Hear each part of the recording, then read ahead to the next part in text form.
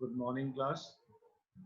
So, as you all know that I shared one worksheet with you all. So today we are going to discuss that worksheet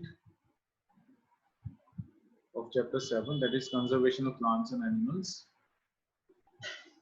So in the first question, which organization provides financial assistance to zoological gardens or parks? So that is the Central Zoo Authority of India, which provides financial assistance to zoos and also approves donations of animals, both domestic and foreign, for breeding programs. The Central Zoo Authority of India. Next is name any 4 wildlife sanctuaries in India.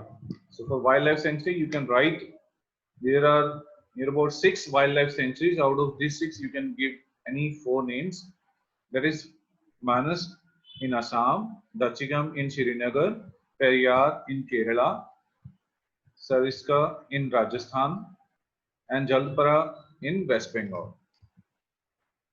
Question number 3 is name any 4 national parks in India. So national parks, there are 7 national parks. One is Kanha National Park, that is in MP, Madhya Pradesh. Corbett National Park, that is in Uttarakhand. Gir, it is in Gujarat. Bandipur, it is in Karnataka. And Simlipal, it is in Odisha. Right? Then question number 4 is what are hotspots? Very important. Hotspots is a biogeographical region with significant levels of biodiversity that is threatened by human habitation. I repeat, a biodiversity hotspot is a biogeographic region with significant levels of biodiversity that is threatened by human habitation. The next is give 2 examples of endemic flora of Pachmari Biosphere Reserve that you can write. Then name 2 biosphere reserve in India. So any 2 biosphere reserve.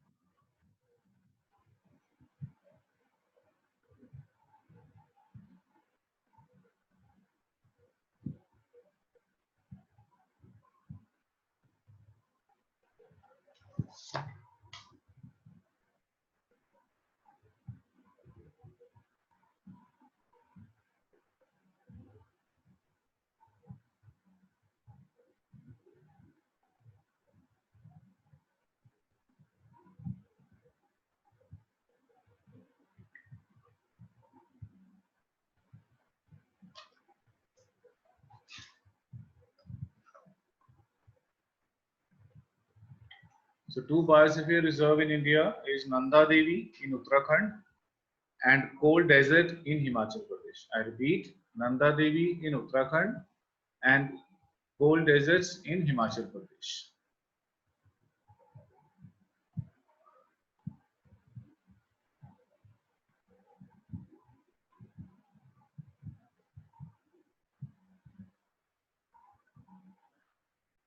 The next is what are zoological parks? So zoological parks, properly known as zoo, in which animals are kept for public recreation, education, and conservation purposes. Right? Then the 8th question is what is poaching? Poaching, as you all know, that from its name, it's very clear. That is illegal hunting of animals and birds. I repeat, illegal hunting of animals and birds. Then question number 9, differentiate between in situ and ex situ conservation. So conservation of biodiversity can be done by two ways that are classified like in situ and ex situ. In situ means the conservation involves conservation of plants and animals in their native ecosystems or even in man-made ecosystems where they naturally occur. It includes system of protected areas of different categories. Example, national parks, sanctuaries, nature reserves, natural monuments, biosphere reserves, etc. And ex situ conservation means it involves conservation of endangered species away from their field habitats. This has become particularly important for conservation of crop varieties and wild genetic resources because of their utility in future crop improvement and afforestation programs. The next is, what are the reasons for migration? So reasons of migration, basically we say that the temperature, the climatic condition. So generally, first is removal migration. This kind of migration occurs due to unfavorable climatic factors or shortage of food, water and shelter. Under the influence of these conditions, animals permanently migrate to other parts where conditions are favorable. Second is eruption. Eruption is a specific migratory cycle occurring in extreme climates. The best known example of eruption is seen in lemmings of Arctic tundra. These small animals reach a peak in their population every 3 or 4 years, at which they migrate over land in great numbers. Then is remigration. Another migration pattern is remigration, in which the round trip is divided between generations. The first generation of animals migrates to an area and reproduces, and the return trip is made by their offspring. Very interesting. That is remigration.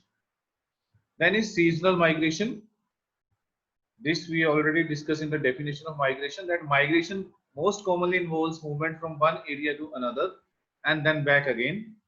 This round trip or return migration may be of a seasonal nature, as in the spring and autumn migrations of many birds. This kind of migrations occurs for food, breeding place, variation in daytime, and favorable climatic conditions. A few examples are Siberian crane and sea lions. These are the birds and animals which follow this. Then we have this fill up. In the fill up, the first one is dash changes makes migratory birds to fly. Dash changes, that is option E, climatic changes. Then the second one,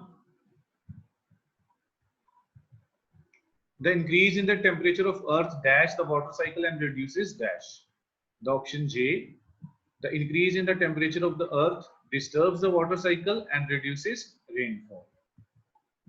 Then third, dash reduces the water holding capacity of the soil, that is deforestation. Then the level of groundwater dash due to deforestation, that we know it goes down, so that is decreases, option A. Dash is an initiative to protect tigers in our country, that is Project Tiger. Then the dash contains a record of endangered species of plants and animals, that is Red Data Book. Fill up 7. Dash and dash are protected areas for conservation of plants and animals present in that area, that is H, wildlife sanctuary and national parks. Dash are areas meant for conservation of biodiversity, that is biosphere reserve. Members of a species have dash characteristics, that is option G, common characteristics.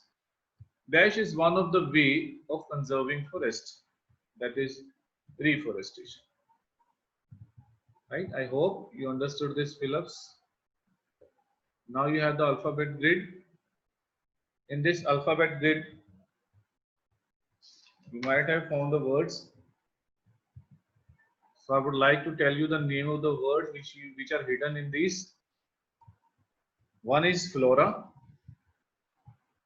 then sanctuary, then biosphere reserve, one is fauna, then extinct, then biodiversity, ecosystem, and desertification. So these are the words which are hidden in this box. You can find it out. Now we have the crosswords. The first one, we are discussing about the horizontal. The variety of organisms existing on the earth, their interrelationships and their relationship with the environment is known as biodiversity. Then fourth, the natural plant population of a particular area, that is flora. Those species of plants and animals which are exclusive to a particular area, that is endemic species. A large protected area of land meant for conservation of wildlife, plant and animal resources, that is biosphere reserve. Eighth, the species that face the risk of extinction, that means endangered. Then we have the down, those species which do not exist on the earth any longer, that is extinct. Third, a protected area of land which is created for the protection of wildlife animals in their natural environment, that is sanctuary. Then a term used to describe a natural unit that consists of living and non-living part which interact to form a stable system, that is ecosystem. So I hope all of you have understood the worksheet and will be able to do in a proper way. Thank you everyone.